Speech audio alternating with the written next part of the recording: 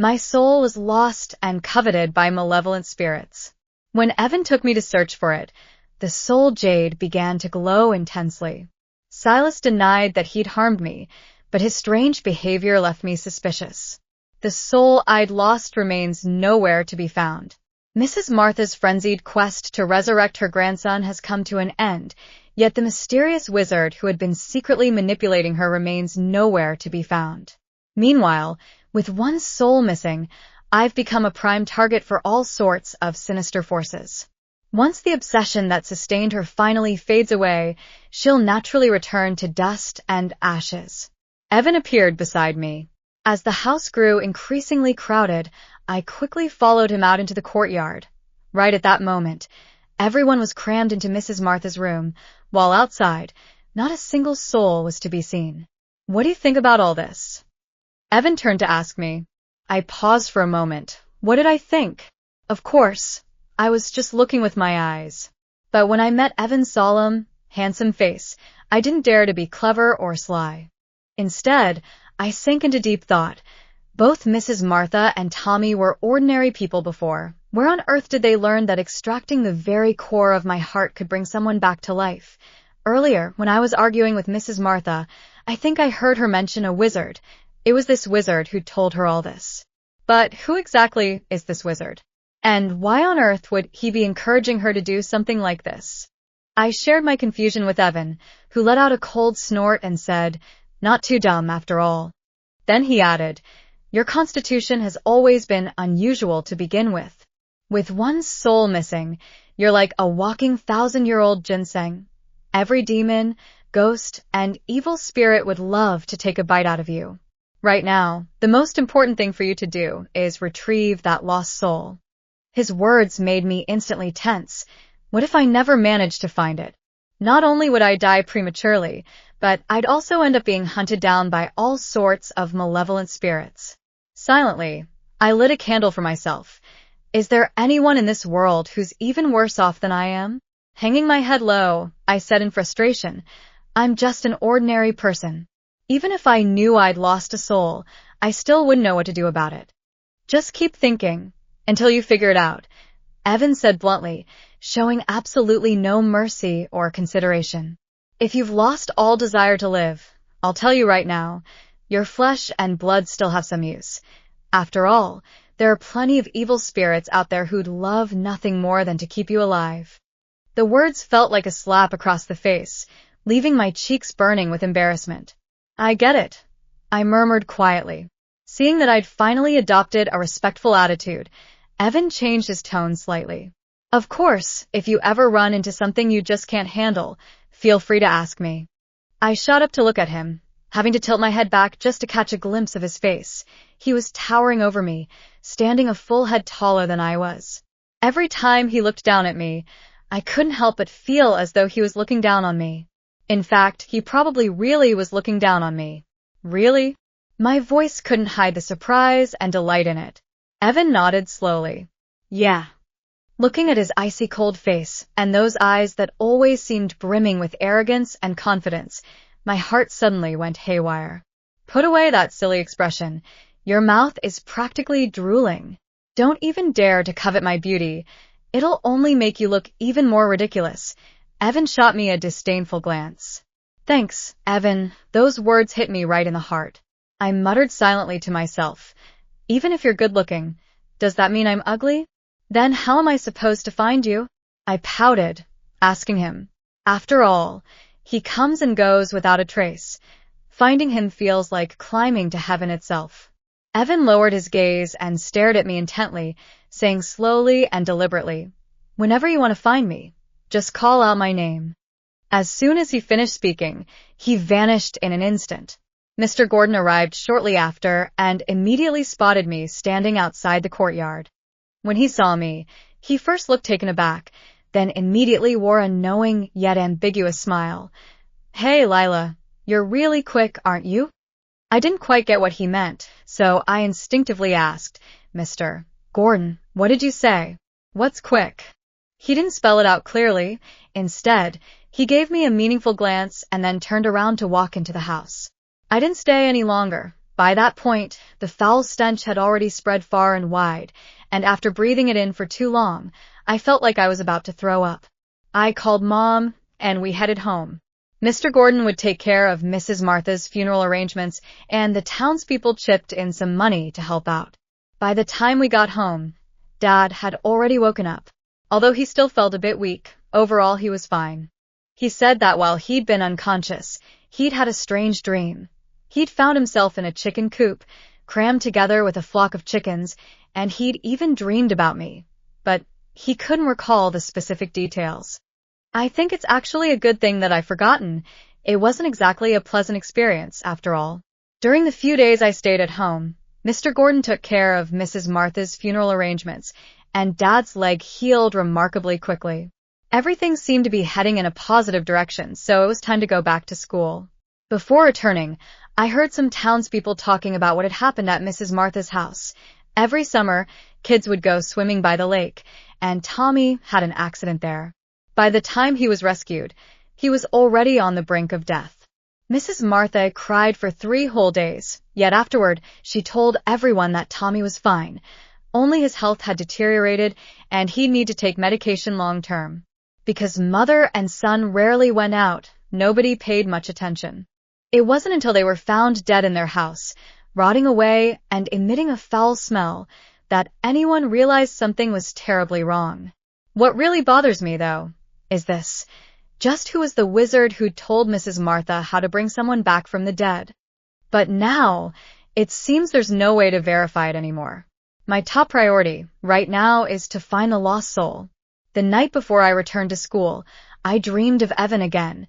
He seemed especially fond of sitting by my bedside. Every time I dreamed of him, he was always there. In his hand, he held a small, smooth, teardrop-shaped jade pendant carved with dragon motifs. It felt icy cold at first glance, yet when it touched my skin, it carried a faint warmth. He'd personally put this pendant around my neck himself. As he leaned over, his warm breath brushed against the tip of my nose, mingling with the cool, subtle fragrance that clung to him, sending my heart racing uncontrollably. This is the soul-calling jade. If your lost soul is within 100 kilometers, it'll react. Just call out my name when the time comes. This jade pendant was far more exquisite than the silver amulet I'd worn before. It was much more suited for a girl. Okay, I murmured softly, my eyes fixed intently on Evan, who was just inches away from me. Noticing my gaze, Evan extended his slender fingers and lightly tapped my forehead. Put those dirty thoughts of yours away. After saying that, he even gave my head a little poke. As soon as he said it, my face instantly turned scarlet. Just moments ago, being so close to him, I had indeed been thinking about that wild night. Yet several days had passed since then, and yet Evan acted as if nothing had happened, still aloof and self-restrained. Sometimes I even began to wonder, was that man, who'd been like a hungry wolf last night, really him? After he poked my head, I lost consciousness in an instant, and when I came to again, it was already morning. Last night, I'd already packed my bags, and when Mom saw me off, she gave me countless warnings, urging me not to have any contact with the opposite sex beyond friendship. Only after I promised her repeatedly did she finally let me go. The events that had unfolded during my brief few days back home felt as though they'd happened years ago, leaving me with the strange sensation of having lived through a whole other life. As soon as she got back to the dorm, Sophia pounced on me like a little kitten, hugging me tight. Lila, I've missed you so much. It feels like ages since we last saw each other, like we haven't seen each other in days. It's almost like 10 years have passed. Get off me, I said, kicking her away with one foot. That darn girl, always all over me, acting so clingy. Our dynamic has always been like this. We both want to play the dad role for the other, but neither of us ever gets our way. Sophia gave a goofy little laugh and leaned in again. You wouldn't believe it. During the few days you were gone, Senior Silas came by every single day just to ask how you were doing. The way he cared about you. TSK, you might as well just say yes already. Hearing Silas's name made my hand holding my things tremble, so I quickly clamped my hand over Sophia's mouth and squeezed her throat shut. Are you crazy? Let me be serious.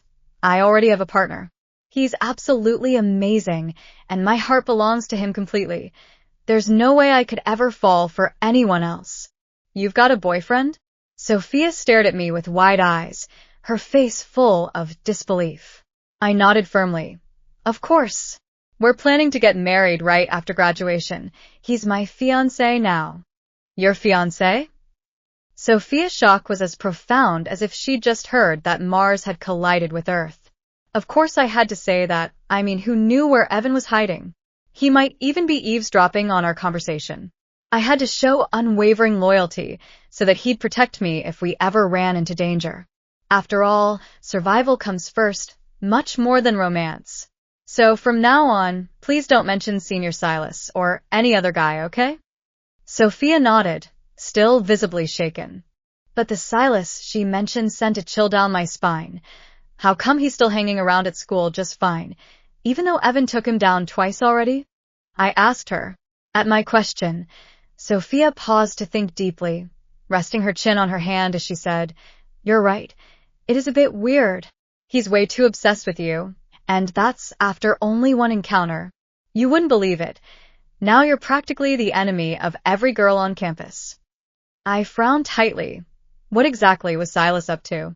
Just as I was pondering this, a girl from the dorm next door suddenly poked her head out and called, Lila, there's someone looking for you outside the dorm building. Who is it? I asked. But the girl, as if chased by some unseen ghost, turned around and bolted away immediately after speaking. Sophia gave me a little push and said, Just go take a look. Won't you know for sure? It's broad daylight, and there are so many people out there. What's there to be afraid of? That made sense. During the day, with all the comings and goings outside the dorm building, there really shouldn't be any trouble. Still, just to be safe, I ended up dragging Sophia along with me. When I stepped downstairs and caught sight of that figure, I froze in place as if struck by lightning. Was that slender yet upright silhouette outside the dorm building anyone but Silas? Right now, bathed in the sunlight, he exuded a gentle aura, completely different from the Silas I'd known before. It's Senior Silas who's looking for you. Who would have thought he'd find out your back so quickly? Sophia whispered teasingly into my ear. I shot her a sharp glance, hesitating about whether to go over and say hello. Silas's sudden appearance quickly drew a crowd of curious junior students, their eyes fixed intently on both him and me, filled with a mix of fear and embarrassment. Lila, come here, Silas said with a faint smile. I frowned. What on earth was he up to? With so many people around, he surely wouldn't dare do anything to me in public. I was determined to find out his real intention. After hesitating for a moment, I still walked over, trying my best to keep my composure. Senior Silas, is there something you need from me? I glanced up at him, hoping to catch a hint of his true feelings in his expression, but he kept wearing that gentle smile, leaving me utterly unable to read his emotions. I had to admit, Silas's face really was handsome. If only he weren't such a monster who wanted to devour me. Silas looked at me and suddenly spoke softly. I'm really sorry about what's been happening to you lately. His tone was utterly sincere, as if he were genuinely apologizing. But just moments ago, he'd been itching to tear me apart bone by bone and devour every last bit of me. That wicked look in his eyes and that sinister smile, I'd never mistake them for anything else. Now you're coming to apologize? Seeing the curious expressions on everyone's faces around us, I quickly lowered my voice. You've done such a cruel thing. What's the point of apologizing now? Silas wore an expression of helpless resignation, his gaze sweeping briefly over my face. Lila, he said, his tone tinged with both sincerity and hesitation. What I'm about to tell you might sound utterly unbelievable, but please, just trust me. I stared at him suspiciously, fully on guard. Go on. Silas leaned in closer, his voice dropping so low that only we could hear it. It wasn't me. What? I froze, completely taken aback. Silas repeated himself. From that party onward, the person who wanted to hurt you, it wasn't me. My eyes suddenly widened, and I stared at him in utter disbelief. So, he was saying that the guy who'd tried to eat me wasn't him? Then, who on earth could it have been? Is he lying to me? Seeing the skepticism in my eyes, Silas's tone grew even more resigned. Some things aren't what they seem on the surface. The answers you're looking for can't be shared right now. Please try to understand. If you want to see whether I'm human or not, feel my body temperature, he said. I didn't dare touch him, not knowing if he might suddenly grab me and disappear in an instant. But before I could even make a move, Silas had already taken my hand and placed it against his face. His skin felt warm and pleasantly tepid. While I was still stunned, he took my hand again and pressed it against his chest. Listen, you can hear my heartbeat. My palm clearly felt the rapid thumping of his heart, beating so urgently it sounded like a drum. Finally, I snapped out of my daze and quickly pulled my hand away as if I'd been burned. I glanced around frantically, afraid Evan might catch sight of this scene and get the wrong idea. Good thing Evan wasn't around. I breathed a sigh of relief. I said sternly, Senior Silas, there's a clear distinction between men and women. Please show some respect. With so many classmates around, being seen like this would only cause trouble. Sure enough, the onlookers, including Sophia, stared at me with expressions that were both shocked and curious, making me feel utterly uncomfortable. I'm sorry, I didn't think things through clearly. I was just too eager to explain just now, Silas said, looking apologetic. After a brief pause, he added, if you really want to know the truth behind it all, I'll be here anytime you're ready to talk. And finally, I'd like to apologize again for what happened earlier. With that, Silas gave me a slight nod, turned around, and walked away. Only after he'd gone did I finally come to my senses. I must have lost my mind to even go looking for him. I don't care about his so-called truth at all. As long as he leaves me alone, that's all I need. Ever since I've adopted the principle, if you don't invite trouble, you won't get into it, I never, ever take the initiative to reach out to him. Evan, you've got to believe me. After the onlookers dispersed, I took Sophia back to our dorm room. As soon as we stepped inside, she gave me a suspicious look and asked, Lila, what exactly is going on between you and Senior Silas? I just can't shake the feeling that there's something weird about the way you two interact. P50, P50, P50. Don't ever mention Senior Silas in front of me again. I'm afraid my fiancé might get the wrong idea, I said seriously. Sophia stared at me as if I were crazy. Lila, have you been sick lately? You've only been home for a few days, and suddenly you're talking about having a fiancé? When we're hanging out in the dorm, does your fiancé have ears on his shoulders or something? I couldn't explain anything about Evan to her, so all I could say was, I just can't make it clear to you, but remember this. My fiancé is everywhere. Is he air?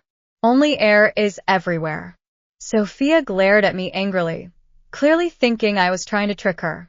I reached out and cupped my finger over her mouth, saying solemnly, he's light. He's electricity. He's my one and only myth. Sophia, you'll never understand. Sophia, geez, even I find these words cheesy. Wonder what Evan would think if he heard them. At least I've got to pretend, on the surface, that I'm utterly devoted to him. Later that evening, our roommates who'd been out started returning one by one. Sophia and I were lying on the bed, scrolling through our phones, when Zoe, who'd just gotten back, suddenly said in a mysterious tone, Have you guys checked out the campus forum yet? I kept playing my game as I replied, Nope, I'm not interested in who's breaking up or who's cheating. It's not about couples, Zoe said immediately. Sophia's interest peaked in an instant. What's that? As soon as someone showed some enthusiasm, Zoe quickly jumped in. You guys know Senior Silas, right? Something's happened to him. Hearing Silas's name, I froze instantly. Could this gossip possibly have something to do with him? Unconsciously, I paused my game and opened the campus forum. The topmost, most popular post boldly displayed Silas's name at the very top. I frowned. What kind of trouble had Silas gotten himself into now? Before I even had a chance to click on the post, my heart suddenly gave a jolt, and the soul-calling jade around my neck grew unbearably hot, emitting a faint glow. Evan had told me that when the soul-calling jade reacted like this, it meant my lost soul fragment was within a 100-kilometer radius. But 100 kilometers was such a vast area. Where on earth could I possibly look? Looks like I'll just have to find Evan. He said that if you call his name, he'll show up. Clutching the scorching soul-calling Jade, I opened the post and started reading. The poster was anonymous, claiming that late last night, while passing by the school's small grove, they'd seen Silas standing there, talking into thin air with intense emotion, and had been absolutely terrified. The poster felt that this perfect senior must be suffering from some sort of mental issue and had deliberately posted to expose him. But I didn't see it that way, at least not at all. There was no way Silas could possibly have a mental illness. Even though he had human-like body temperature and heartbeat, I just couldn't shake the feeling that something wasn't right. The Silas I'd known back then, the one who used to eat my food, and the Silas I saw today, they had completely different vibes. Could there really be two Silases? After turning off the lights and waiting until everyone else was asleep, I quietly slipped out of the dorm and made my way to the water room. The bathroom was empty. Standing inside, I called out Evan's name several times, but there was no response at all. I felt a bit frustrated. Didn't he say that calling his name would make him appear? Was he just pulling my leg? A heavy sense of unease settled in my chest. As I turned to leave, I suddenly caught sight of a red figure standing right behind me. The sudden shock made me instinctively let out a scream, but before the sound could even escape my lips, his lips pressed firmly against mine, silencing me. I stared wide-eyed, taking in the handsome face so close to mine, and those lowered eyes filled with a teasing glint. My pupils contracted sharply, and without thinking, I pushed against his chest, trying to push him away. This was the bathroom, after all. What if someone came in and saw us? How on earth would I ever manage to stay at school afterward? I finally managed to find a gap in his grip and speak, but the next second, Evan had already wrapped his arms around my waist, pulling me into his embrace. In a flash, he lifted me up and flew out through the bathroom window. The sensation of weightlessness and floating suddenly hit me, and I was so scared that I grabbed his clothes so tightly my fingers left deep creases in the fabric. It wasn't until I landed that my heart finally relaxed. Just now, it felt like riding on a plane that had run into turbulence, nearly making me throw up.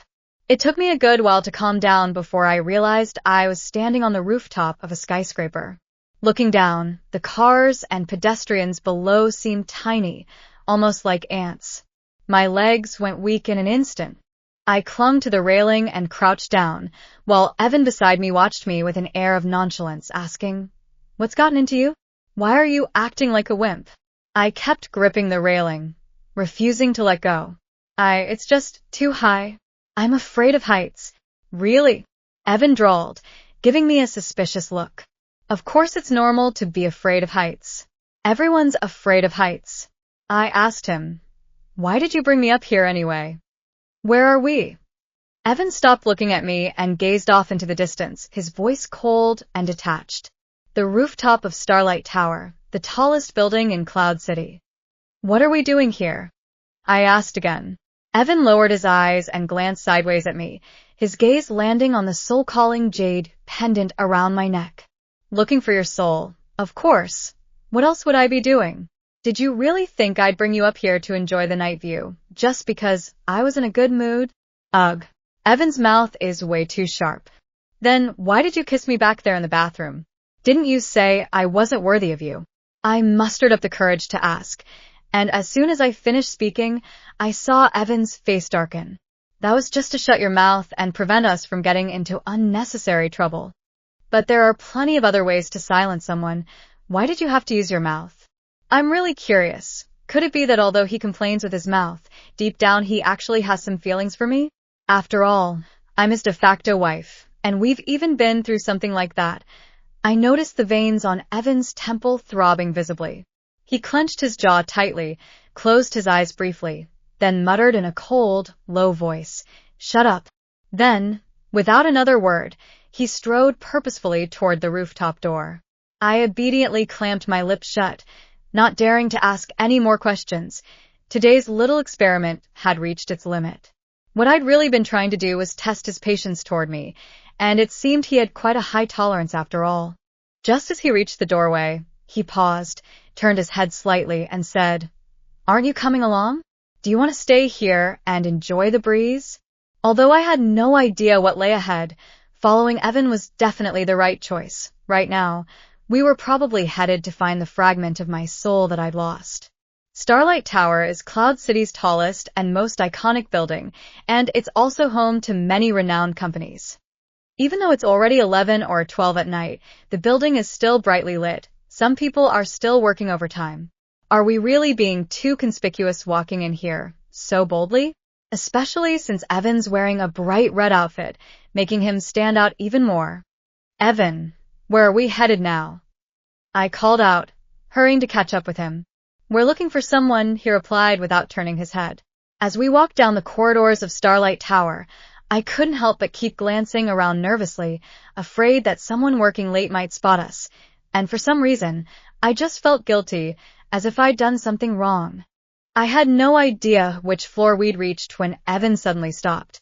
I'd been following too closely and ran straight into his back, my face slamming painfully against his shirt. My features instantly crumpled into a tight knot of confusion and discomfort. Evan turned around to look at me, rubbing my face, his expression resigned. Then he raised his big hand and slapped me hard across the face, saying with disdain, "You've got your face all wrinkled up like a chrysanthemum. It's just plain ugly. Watch where you're going. Don't go bumping into people and hurting them, okay?" Damn it, Evan's words really hit home. I'm starting to suspect that in his past life, he wasn't a dragon king. He was a needle. I muttered under my breath, "You're the one who stopped suddenly, so I ran into you. It wasn't like I did it on purpose." "All right, just wait here for now. I've got to go inside for a sec," Evan said. I wanted to ask him why he hadn't taken me along, but in the blink of an eye, he'd already vanished. Fine then, guess I'll just wait right here. Right now, I'm on the 19th floor of Starlight Tower, and this entire floor is filled with luxurious banquet halls. Evan dropped me off at the entrance of one of those halls and went inside himself. So I had no choice but to wait where I was. I'd been waiting for over 20 minutes, yet he still hadn't come out. Just as I was getting bored out of my mind, a voice suddenly came from behind me, giving me quite a fright. "Lila, what are you doing here?" I turned around, and there he was, Silas, standing right behind me, his face full of astonishment. Tonight, he was dressed in a black suit that exuded a cold, composed, and efficient aura, completely different from the guy I'd seen outside the dormitory earlier in the day. When I saw it was him, I couldn't help but take a few steps back, keeping a wary eye on him. I'd nearly been killed by him twice already, and even though he insisted it wasn't really him who'd done those things, I still couldn't bring myself to get close. Besides, Evan was still inside the banquet hall. I definitely didn't want to be misunderstood. Seeing me step back, Silas gave a wry smile and said, "You're so scared of me just because I'm here? Do you think I'd actually eat people?" I was speechless. "Well, do you even know yourself whether you'd eat people or not?" "Don't worry, I'm not going to eat anyone. This is a public place, and I'm not going to do anything to you," Silas explained. But I remained on guard. "Then what are you doing here so late? Dressed so formally. He actually has a bit of the domineering CEO vibe," Silas replied. "My family's company is right here in Starlight Tower. I'd just finished a business dinner tonight and was heading back when I saw you standing here, staring off into space. Are you waiting for someone?" I froze. Silas's family's company was actually located right here? I never would have guessed he was a rich second-generation heir. It was truly unexpected. I nodded slowly. "Yeah, I'm waiting for someone." "Waiting for whom?" Silas pressed. Clutching the glowing soul-calling jade, which felt unbearably hot against my palm, I raised my eyes to meet his gaze directly. "I'm waiting for someone who can help me uncover the truth." "Could it be that you're afraid I'll find the answer, Senior?"